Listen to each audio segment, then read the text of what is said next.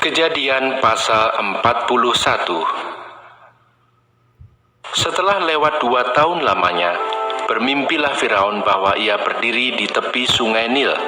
Tampaklah dari sungai Nil itu keluar 7 ekor lembu yang indah bangunnya dan gemuk badannya, lalu memakan rumput yang di tepi sungai itu. Kemudian tampaklah juga 7 ekor lembu yang lain yang keluar dari dalam sungai Nil itu, buruk bangunnya dan kurus badannya, lalu berdiri di samping lembu-lembu yang tadi di tepi sungai itu. Lembu-lembu yang buruk bangunnya dan kurus badannya itu memakan ke-7 ekor lembu yang indah bangunnya dan gemuk itu. Lalu terjagalah Firaun. Setelah itu tertidur pulalah ia dan bermimpi kedua kalinya. Tampak timbul dari satu tangkai 7 bulir gandum yang bernas dan baik. Tetapi kemudian tampaklah juga tumbuh 7 bulir gandum yang kurus dan layu oleh angin timur. Bulir yang kurus itu menelan ke-7 bulir yang bernas dan berisi tadi. Lalu terjagalah Firaun. Agaknya ia bermimpi. Pada waktu pagi, gelisahlah hatinya. Lalu disuruhnyalah memanggil semua ahli dan semua orang berilmu di Mesir.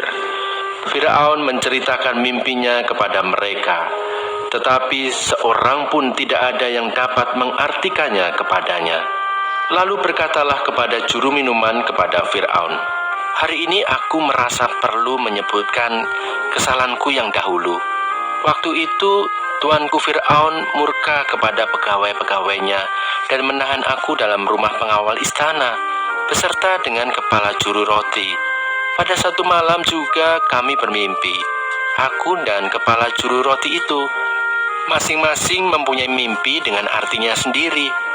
Bersama-sama dengan kami, ada di sana seorang muda Ibrani, hamba kepala pengawal istana itu. Kami menceritakan mimpi kami kepadanya, lalu diartikannya kepada kami mimpi kami masing-masing. Dan seperti yang diartikannya itu kepada kami, demikianlah pula terjadi. Aku dikembalikan ke dalam pangkatku, dan kepala juru roti itu digantung." Kemudian Firaun menyuruh memanggil Yusuf. Segeralah ia dikeluarkan dari tutupan. Ia bercukur dan berganti pakaian, lalu pergi menghadap Firaun. Berkatalah Firaun kepada Yusuf, "Aku telah bermimpi, dan seorang pun tidak ada yang dapat mengartikannya. Tetapi telah kudengar tentang engkau. Hanya dengan mendengar mimpi saja engkau dapat mengartikannya." Yusuf menyaut Firaun, "Bukan sekali-kali aku, melainkan Allah juga yang akan memberitakan kesejahteraan kepada tuanku Firaun."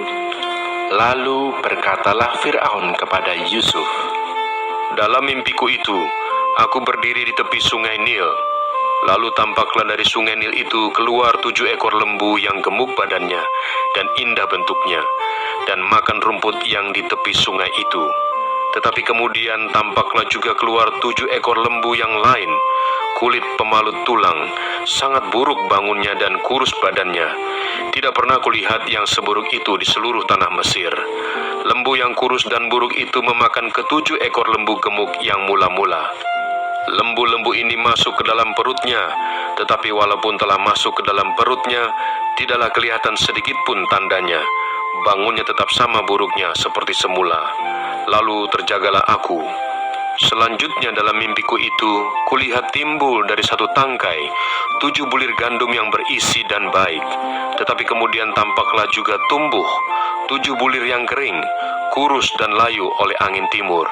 Bulir yang kurus itu memakan ke-7 bulir yang baik tadi. Telah kuceritakan hal ini kepada semua ahli, tetapi seorang pun tidak ada yang dapat menerangkannya kepadaku."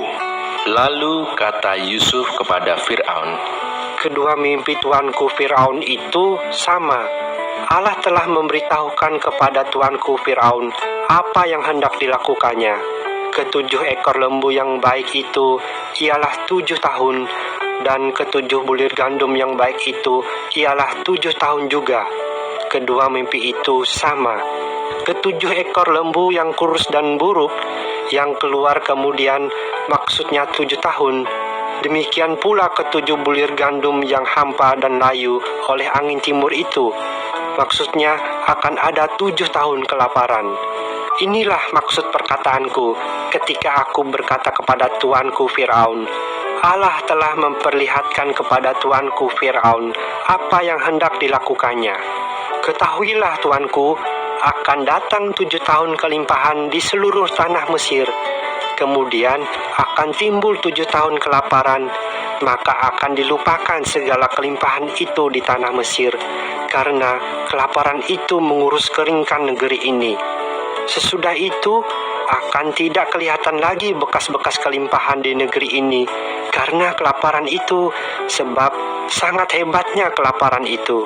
Sampai 2 kali mimpi itu diulangi bagi tuanku Firaun, berarti hal itu telah ditetapkan oleh Allah, dan Allah akan segera melakukannya. Oleh sebab itu, baiklah tuanku Firaun mencari seorang yang berakal budi dan bijaksana, dan mengangkatnya menjadi kuasa atas tanah Mesir. Baiklah juga tuanku Firaun berbuat begini, yakni menempatkan penilik-penilik atas negeri ini, dan dalam ke-7 tahun kelimpahan itu memungut 1/5 dari hasil tanah Mesir. Mereka harus mengumpulkan segala bahan makanan dalam tahun-tahun baik yang akan datang ini, dan di bawah kuasa tuanku Firaun menimbun gandum di kota-kota sebagai bahan makanan serta menyimpannya. Demikianlah segala bahan makanan itu menjadi persediaan untuk negeri ini dalam ke-7 tahun kelaparan yang akan terjadi di tanah Mesir, supaya negeri ini jangan binasa karena kelaparan itu. Usul itu dipandang baik oleh Firaun dan oleh semua pegawainya. Lalu berkatalah Firaun kepada para pegawainya, Mungkinkah kita mendapat orang seperti ini, seorang yang penuh dengan roh Allah? Kata Firaun kepada Yusuf, Oleh karena Allah telah memberitahukan semuanya ini kepadamu, tidaklah ada orang yang demikian berakal budi dan bijaksana seperti engkau. Engkaulah menjadi kuasa atas istanaku, dan kepada perintahmu seluruh rakyatku akan taat. Hanya takhta inilah kelebihanku daripadamu. Selanjutnya Firaun berkata kepada Yusuf, Dengan ini, aku melantik engkau menjadi kuasa atas seluruh tanah Mesir. Sesudah itu, Firaun menanggalkan cincin meterainya dari jarinya dan mengenakannya pada jari Yusuf. Dipakaikannyalah kepada Yusuf pakaian daripada kain halus dan digantungkannya kalung emas pada lehernya. Lalu Firaun menyuruh menaikkan Yusuf dalam keretanya yang kedua, dan berserulah orang di hadapan Yusuf, "Hormat!" Demikianlah Yusuf dilantik oleh Firaun menjadi kuasa atas seluruh tanah Mesir. Berkatalah Firaun kepada Yusuf, Akulah Firaun, tetapi dengan tidak setaumu, seorang pun tidak boleh bergerak di seluruh tanah Mesir. Lalu Firaun menamai Yusuf Zafnat Pa'aneah, serta memberikan Asnat anak Potifera, imam di On, kepadanya menjadi istrinya. Demikianlah Yusuf muncul sebagai kuasa atas seluruh tanah Mesir. Yusuf berumur 30 tahun ketika ia menghadap Firaun, raja Mesir itu. Maka pergilah Yusuf dari depan Firaun, lalu dikelilinginya seluruh tanah Mesir. Tanah itu mengeluarkan hasil bertumpuk-tumpuk dalam ke-7 tahun kelimpahan itu. Maka Yusuf mengumpulkan segala bahan makanan ke-7 tahun kelimpahan yang ada di tanah Mesir, lalu disimpannya di kota-kota. Hasil daerah sekitar tiap-tiap kota disimpan di dalam kota itu. Demikianlah Yusuf menimbun gandum seperti pasir di laut, sangat banyak, sehingga orang berhenti menghitungnya, karena memang tidak terhitung. Sebelum datang tahun kelaparan itu, lahirlah bagi Yusuf 2 orang anak laki-laki yang dilahirkan oleh Asnat, anak Potifera, imam di On. Yusuf memberi nama Manasye kepada anak sulungnya itu, sebab katanya, Allah telah membuat aku lupa sama sekali kepada kesukaranku dan kepada rumah bapakku. Dan kepada anaknya yang kedua diberinya nama Efraim, sebab katanya, Allah membuat aku mendapat anak dalam negeri kesengsaraanku. setelah lewat ke-7 tahun kelimpahan yang ada di tanah Mesir itu, mulailah datang 7 tahun kelaparan, seperti yang telah dikatakan Yusuf, dalam segala negeri ada kelaparan, tetapi di seluruh negeri Mesir ada roti.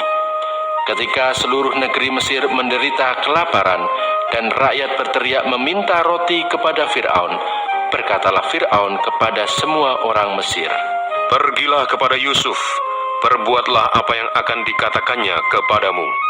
kelaparan itu merajalela di seluruh bumi.